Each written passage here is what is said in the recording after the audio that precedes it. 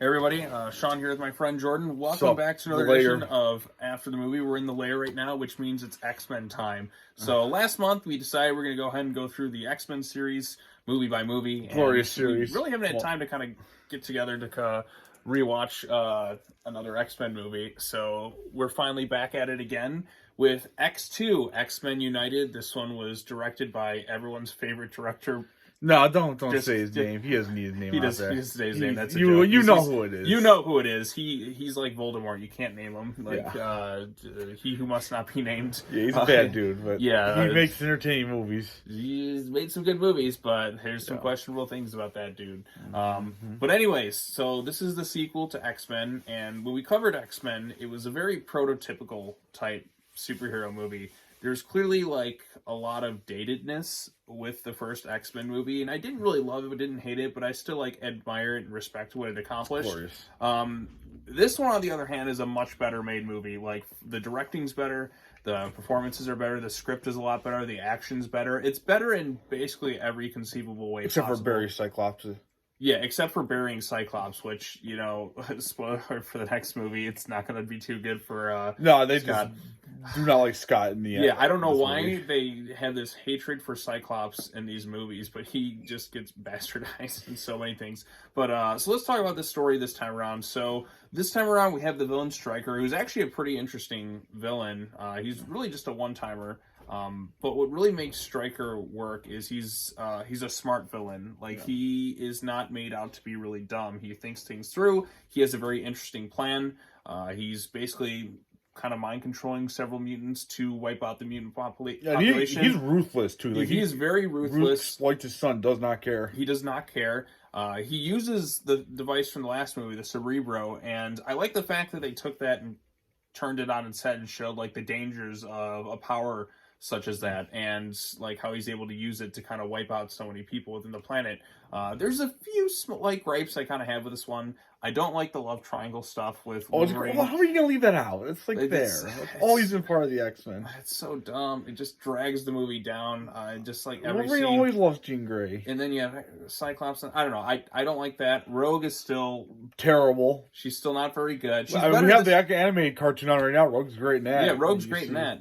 Rogue this time around is a little better than the first movie, although her accent, I said a little better because she's like nothing improved. You know why she's a little better? Because she's not in it as much. Oh, I mean, that's not really her improving. That's why, like I said, it improves in that way. That's like saying Jar Jar Binks is better in Attack the Clones because he's in it less. You know, like kind of hit him. Right, because he's not as annoying. Yeah, so. There you go. We can make non-episode 8 Star Wars references. That's true. We're in throwback stuff. This is before that era. Yeah, we're going back to episode 2, baby. Yep.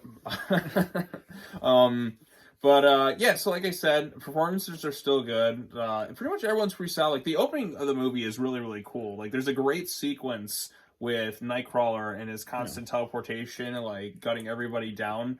I thought that was really exciting. And like I said, the action is so much better. You go back to the first movie and then you like look at this and it's like, we got an idea of how to make an X-Men movie, but let's go take that and let's do a little bit more interesting story concepts in that. And so on and so forth. What do you think of X2, X-Men United? You know, X2, this is kind of different than a lot of other ones, right? It's based off of a singular comic series, right? You know, the God Loves, Man Kills. Yeah, this is where Jordan gets to go into nerd mode. Right. He knows more about X-Men than I do. Well, I have it upstairs. It's good. Oh, you should have had it in the video.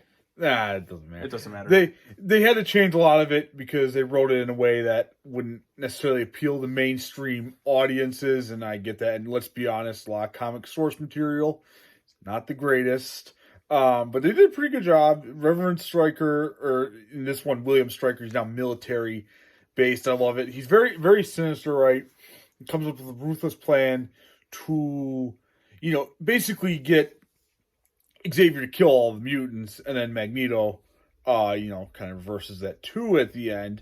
But yeah, it's really good. It has some, dark themes to it. Yeah, definitely. For sure. Like, there's some, I particularly like how, like, some of the X-Men, like, there were previous students under Xavier kind of switching sides now because they see kind of like the downside of like Xavier's methods per se. Like they feel threatened because of like how people view mutants within this world. And like I said, the first one we kind of dived into that too. It's like mutants are still definitely a threat in this universe, but there's also like a good side to that, and the movie does a good job exploring kind of both sides to that thing. It's just Xavier and Eric are like Magneto are in total like opposites of that. Like there's that extremism from Magneto of where he sees like kind of the dark side of human nature, and he's just like, well, I'm gonna wipe everybody out too. I'm gonna turn this thing on its head. Yeah, it shows the dangers of extremism. I guess maybe that's kind of one of the prevailing themes, right? Because Professor Xavier has flaws in his plan, not being probably ruthless enough, and Xavier or Magneto just trying to broad scale murder everybody. But right, and like I said, there's some good stuff here. I also like the idea of having to team up with the previous villain in order to kind of save the world. Like, well, I mean, it's just for a bit per se. They kind of have to like they're kind of forced to work together. Like that was something that wasn't really showcased much in superhero movies up to that point. Like I don't think I can think of any others. Well, like, Magneto's not just a straight villain either, necessarily. Right. Well, like you don't really see the heroes having to team up with the villains in superhero movies all that often. Like at least in that time frame. Like this came out like 2002. Yeah. Can you think of any that did that before it? Well, I mean, how many movies were before that? To be honest. Well, I mean, they had like all the Batman movies from that, Superman movies. You had Blade. Well, I think there's kind of a team. I mean, most of those are. Let's be honest, are pretty terrible. Okay, but like you get what I'm saying. Like there's still like a lot of these like that happened, but it just you didn't really see that too often. So I like I like that kind of idea that they kind of are forced to work together with the previous film's villain. And that's pretty true to the comic because Magneto is the one who saves the day in that one as well. Right, but at the end of the day, like he still has that dark side. Of course he does. He's Magneto. He's an asshole.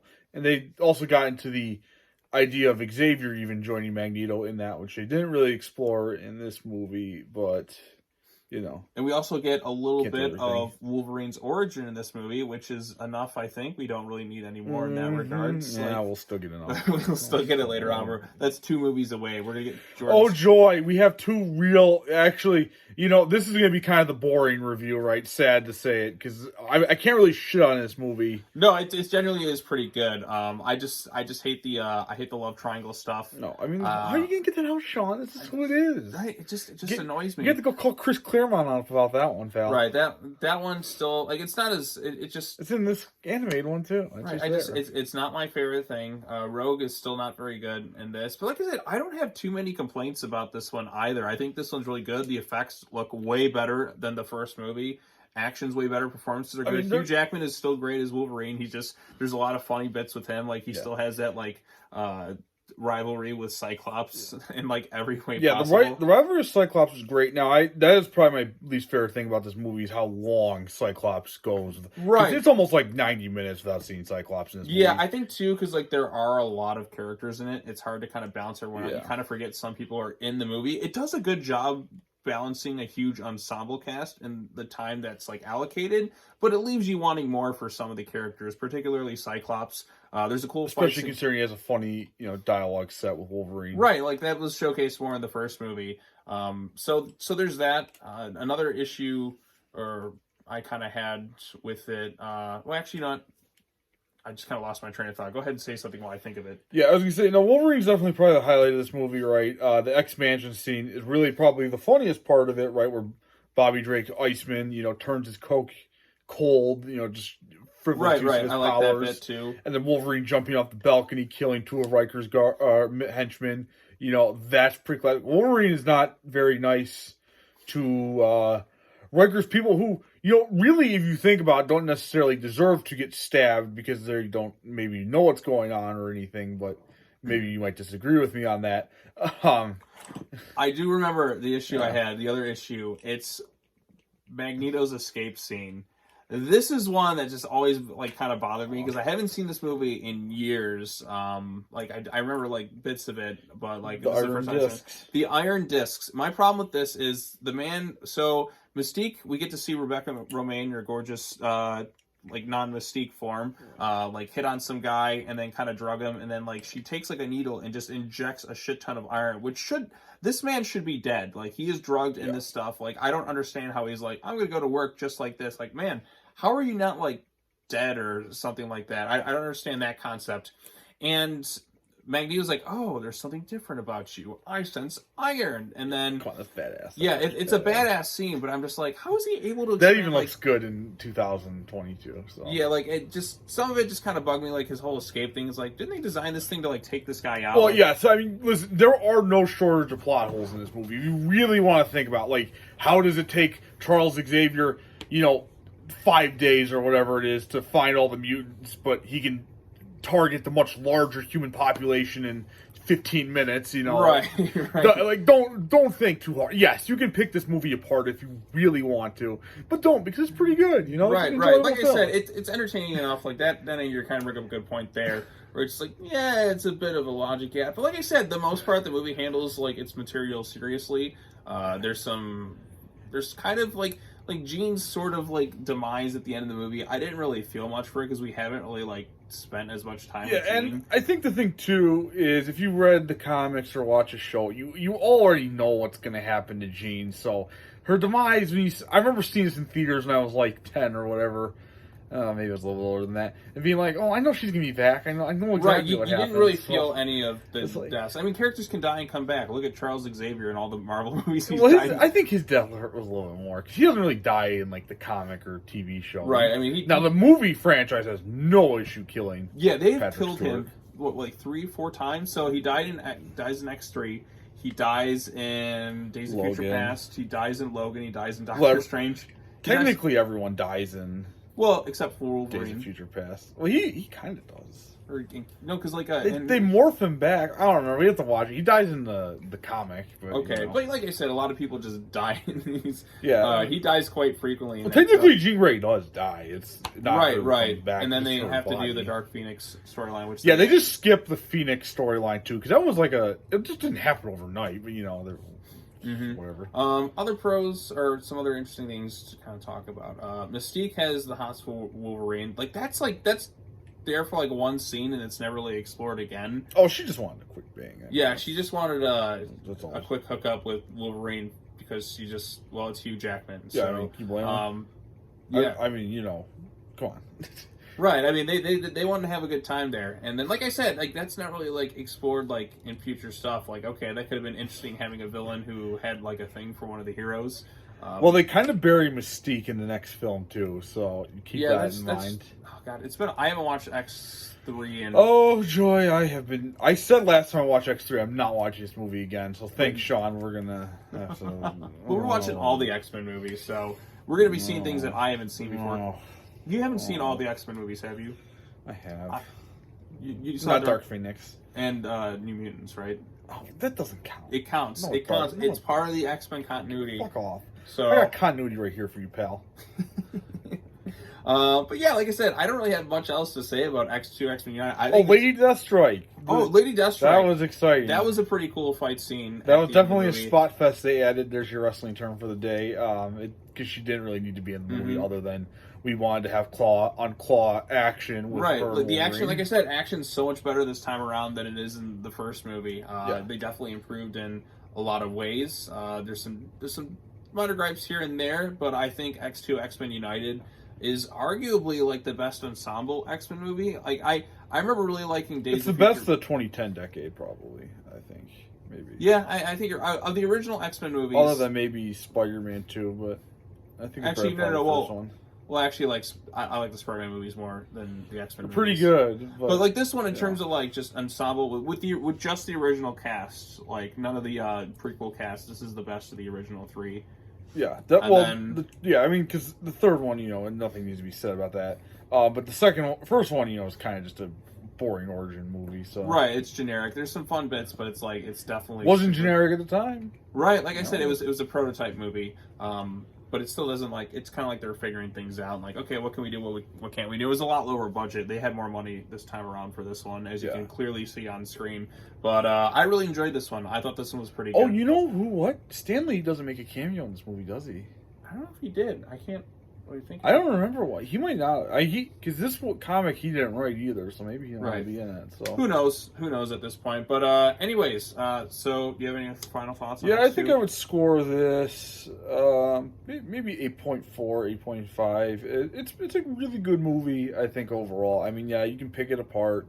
and it's not as funny as the new Marvel movies, but it really wasn't meant to be What? Like either. watching this compared to some of the newer stuff, like this one holds up. Like it stands on its own. So much I enjoyed better. it a lot more than a lot of the newer ones. So. Right, same here. Like it stands out on its own a lot more. Yeah, it doesn't have like, it's not as elaborate in terms of effects and some of the stuff that they kind of do now, because like it was like a lot earlier. But it's still like the story and all that. And it's not a brain dead movie. There's actual arguments on all three sides in this film. And yeah, it makes a case for like all different aspects. The first movie actually did that pretty interestingly too, because like you do see why mutants can be a threat. You do see like why they can be saved. I mean, like just think, the president in this movie, right? I don't know, it doesn't say the time frame, right? It's like a week maybe, whatever. He gets attacked 3 times because Nightcrawler tries to kill him, and then like I said, Stryker's a smart villain. Like Xavier shows up at his house. His plan is very smart and elaborative. Like he's not made out to be like a really dumb villain, like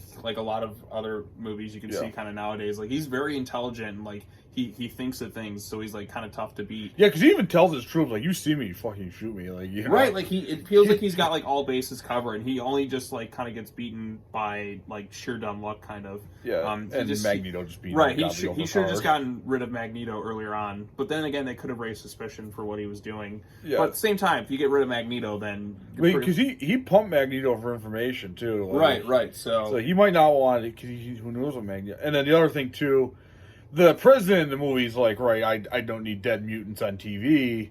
So you know, he does kind of have to keep it like on the DL to do his mastermind plan. Right. So like I said, it's always an interesting argument when superheroes have kind of all this power. And like that can be kind of turned on its head, which this movie does a good job exploring that aspect of it. And this one's a little bit different too than like Avengers, right? Because Avengers, a lot of them, they got their powers, unnaturally, right? Like, Captain America did his program thing, and Iron Man's just wealthier than God himself. And he doesn't even need to be registered; he's just a public figure. But the mutants, they don't really get much of a choice in the say. Right, they're just kind of born with it. Which we explore, probably greater in the third. Oh, you say greater in the third movie. We do explore that point, but anyways, we'll get to the third movie when we get to it. Oh, you'll want to watch it, I'm sure. I just remember the third movie, like Kelsey Grammer as Beast was really cool. That is true. The acting I don't think is bad in it, right? But they're going to bury some people badly. Well, I shouldn't say all. Rogue's acting still. Yeah. But prepare to watch your favorite heroes get buried, and then kind of just like, because like I said, they had a different director for the third movie. Yeah, and Juggernaut has some very interesting dialogue, which my favorite line on the Juggernaut, bitch. I'm excited to revisit the third movie. And there'll be lots of Last Jedi comparisons, I'm sure, in that movie as well. So right, I'm excited to talk about the third movie when we eventually get to it, but we will have to save that for another day. So, yep. Well, how do you score it? This one, I think I'm leaning like 7.5. Also, Jean Grey, Magnifique. Yeah, Jean Grey, Storm, and Mystique. Yeah, Jean Grey. She's got that like fake red hair. It's fantastic. All three of them, top tier. It's true. Top and then tier. They don't ever replicate that level of hotness in the other X-Men movie. Sadly, I feel like that. I disagree with that. But does Jennifer Lawrence hold up? She still looks great. And then you had Emma Frost in like the other ones. Oh God, Emma Frost is in the one. And then Halle Berry shows up again, and like I said, Rebecca Rain's still in one more. Like I said, there's a lot of very attractive women in the X-Men movies that there's no denying that. And Hugh Jackman is hilarious in all of them. Yeah, Hugh Jackman, like I said, watching this again, I'm like, man, God, I do miss him as Wolverine. I know he played the character for a long time, but like there'll be another one. There's too much money on the line. But he had the perfect finale with Logan, so screw it, cash grab, baby. Right, because now he's like at the point, he's like, damn it, like he wanted to interact with the rest of the Marvel universe, but they can do a Shi'ar story, or they can Mr. Sinister. They still never introduced him. You can't have Wolverine fight Mr. Sinister. There you go. Yeah, I don't know. The movie writes itself. Right. You teased it already, so yeah. So, but anyways, any other final thoughts or? Oh yeah, this is a great movie. Go watch it. Yeah, it's pretty good. Like I liked it a lot more. Whatever. Yeah, it's better than the last comic movie, which I skipped. So right, thankfully. It's out of the comic book movies I've watched this year in theaters. It's not as good as the Batman, but that's a good movie. Right, but it's better than the other like superhero movies I've seen this year, like Thor. Although we did have Morbius this year. Yeah, that Morbius, we still haven't forgotten. I was really just hoping Morbius would appear in this. Maybe we could have a Wolverine Morbius movie. That might just be too good, though. I think people just won't leave the theaters. Exactly. I think you just have to stay there. You have to keep selling tickets. I guess they'd make a fortune, but right. I mean, some movies still have staying power. Top Gun proves that. Morbius and Wolverine crossover would make $2 trillion more billion dollars. Oh my god! Yeah. It's too much. Too much. But anyways, because we wouldn't even be able to record because we'd be like immediately jumping to the next screening. I know. Watching that. And so if you want too loud, but Yeah. So any other last thoughts on it? No. If you're wondering what my shirt says, it's Opeth. By the way, there's your free band plug. Oh, this is a Evil Dead shirt. Shoot first, think never. So you got the boomstick and the hand chainsaw. Yeah, that's my shirt. But if you want to know our shirts, but until next time, X3. Like and subscribe. Thank you. Like and subscribe. Gotten a lot of views the last since yesterday because I've been posting a ton of Comic-Con related bits. So this is kind of a fun after the movie to do. Just kind of a nice little throwback to kind of close out the weekend. But we will be back next time to talk about X3. When we're back to the X-Men series. This is like we're in the X-Men lair right now. I'm dreading this. I am excited. And then you get Wolverine Origins, which is we got them both back to back. Back to back. It's like you couldn't get like First Class in there, which is like fairly good. Right. I actually do own Origins Wolverine on DVD somewhere. Oh, I'm so sorry you spent your money on that. I don't think I did. I think it was a gift. Oh, I'm so sorry someone spent money on that thinking you would enjoy it. Who knows? But anyways, that's all I got to say. Thanks so much for watching. As always, take care now. Bye-bye, man. And we'll see you all in the next video. Peace.